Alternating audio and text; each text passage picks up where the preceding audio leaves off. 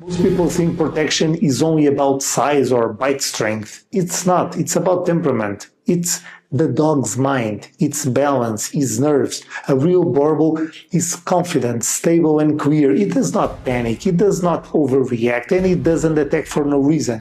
He reads the situation, he protects when it's time to protect, and he relaxes when everything is calm. He is a South African Boerboel, which is basically part of the Mastiff family. In fact, one of the largest and most powerful breed of dogs in the entire world. He has a bite force of over 800 psi, which is like triple or quadruple what other dogs have. And the reason he has that is because they were bred to protect families and farms and livestock from, intruders and wildlife. And they are very, very good at it. They get over 200 pounds, just absolute monsters.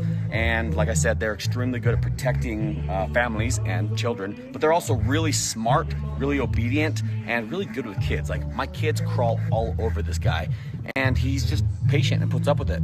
We had him trained at Innovative Canine here in Utah, and they've done a good job at maintaining those guard dog instincts while at the same time making him, somewhat stranger friendly and controllable. This is a dog that most people talk about. Most people want this dog for his capabilities and the way he's so strong, okay? Especially if you live in towns where you feel like the crime is a threat or you feel like neighbors are threats and all that stuff, you got yourself protected, okay?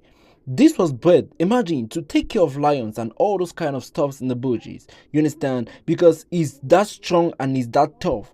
Just the bite force is capable of breaking your arm if you put it in his mouth. So owning a dog like this is a kind of prestige. But you need to also be cautious because there are a whole lot of things you're going to learn from me and from the other videos you're going to see here that is going to boost your morale of why you should own this breed. Okay, it's a different kind of species and you're going to learn a lot from this channel because you are going to know the different dog to buy for yourself that is going to suit your exact purpose. Don't just go buy any dog. Like, watch this.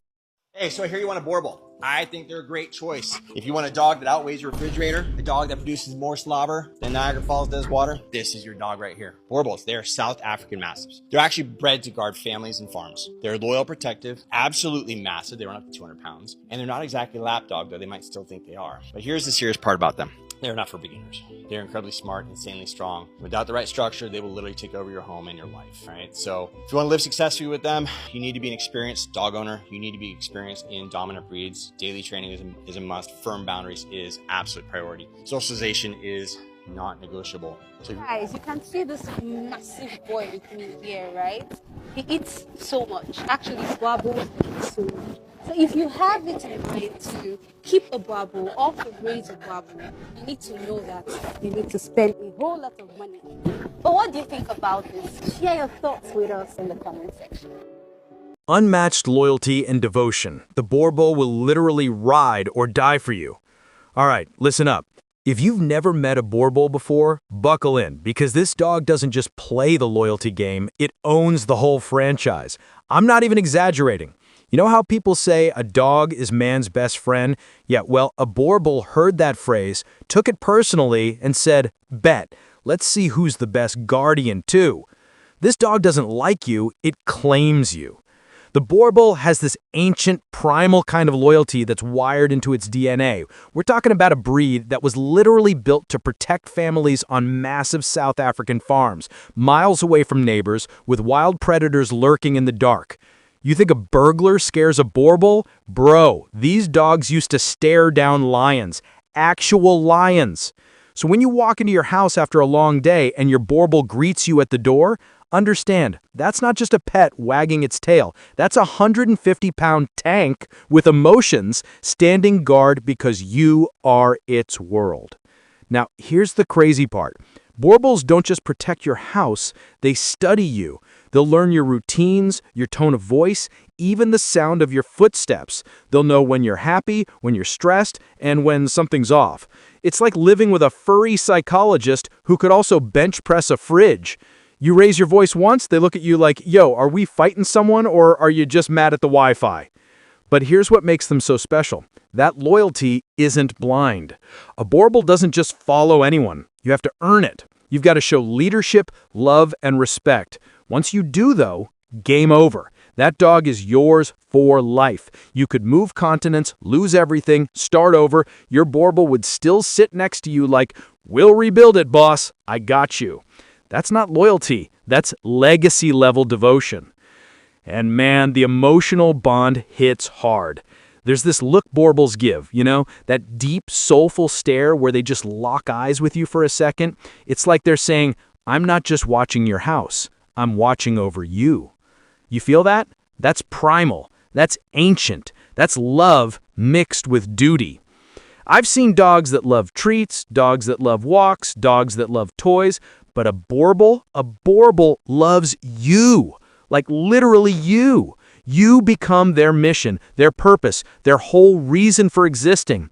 It's beautiful, it's terrifying, and it's why once you've had a Boerboel in your life, every other dog just feels like a side quest. So yeah, when people ask me, why get a Boerboel? I tell them this. If you want a dog that'll cuddle you 1 minute and guard your soul the next, a dog that loves you with the kind of loyalty that feels supernatural, the Boerboel is it. Not just a pet, not just a guard, but a living legend of loyalty. Boerboels and kids, thank you for bringing this up. I had actually already added it to my list of topics to cover in this series. Boerboels are actually known to be really good family dogs, and they are awesome with kids within their own family. Think of it like this. Boerboels are aloof to strangers, and so strangers could be adults or strangers could be kids.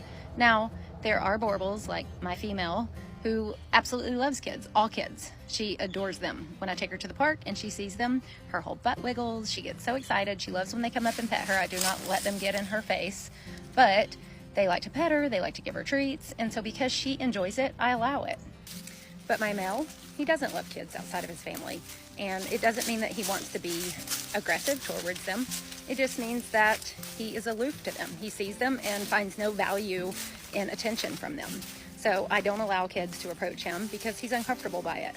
Kids are unpredictable, they are erratic, they scream, they run, they can look like prey. And if your dog has a high prey drive, like Gronk does, he could see them as prey. And so I just don't allow it. It's not worth the risk. Hey, just kind of want to address something that came to my attention not too long ago. Someone said, what is the difference, or asked, what is the difference between the American Boerboel and the South African Boerboel? Well, to my knowledge, there's only one Boerboel, and it is the South African Boerboel. If you do have readers on the rise trying to create another standard for the Boerboel, which is Americanized, hey, please don't do that. Let us not run this breed into the ground, for example, and split it in half like they've done the German Rottie, and then they created an American Rottie. Also like the Dobie, you got the Euro Dobie, and you also have the American Dobie. I hope that we do not come to a day where we have an American Boerboel. Shout out to everyone, kind of like including myself, that is really doing their level best to preserve the South African, the original South African continental phenotype and genotype looks, attitude, and all of that of the South African Boerboel. Do your level best to do the research, and let's not water down the breed, with not researching pedigrees and understanding what lines work with what lines. You see, despite the dog and everything the dog has, you see, some people now try to create different standards because I've seen how this dog could be. Living with humans and giving different standards of the dog is not what we call for here, because the Boerboel, as we've seen, is a protector. The Boerboel, as we've seen, was developed in the days when we needed protection in our farms in South Africa, down there in South Africa, because us here in US, we love the dog, yes, we see it and we enjoy it and stuff like that. Some people may try to create different standards because they don't know it, but coming down to the Boerboel here is what we cherish and we love this breed, okay? Because the people try to create standards, they don't know much about the dog. Yes, the dog is loyal, the dog is lovely, and the dog, one thing you should be clear about is the dog is not good for first-time owners, okay?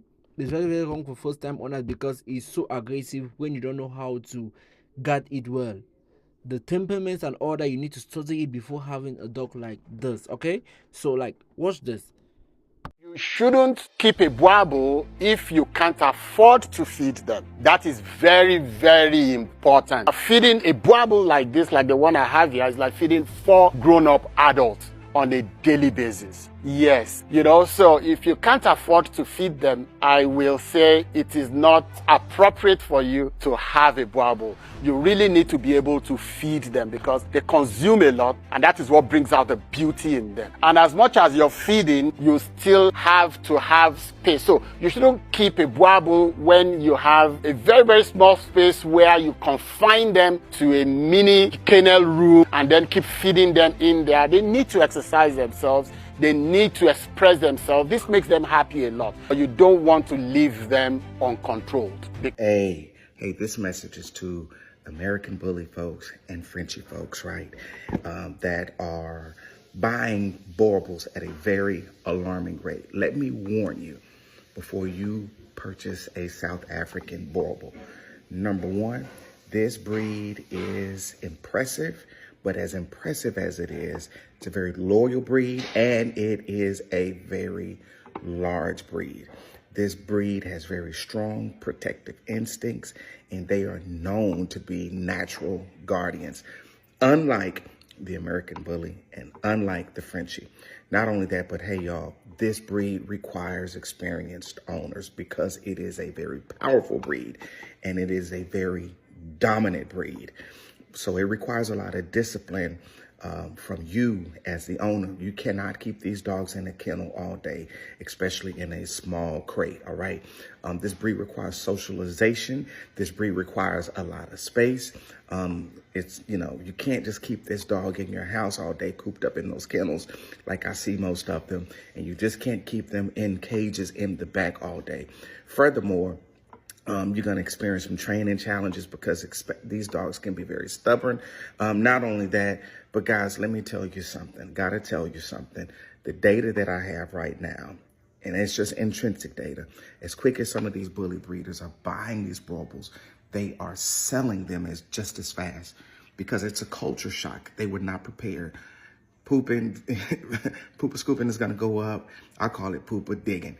And your feed bill is going to be crazy astronomical as it's going to go up because this breed, for example, one male can be 5 of your American bullies put together and 20 of your Frenchies put together.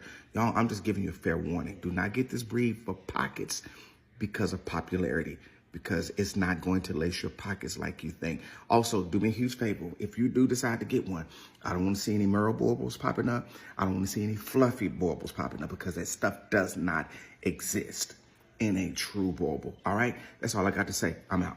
Natural protector of home and family. The living security system with a soul. Bro, let me tell you something. The Boerboel doesn't guard your house. The Boerboel owns it. Straight up.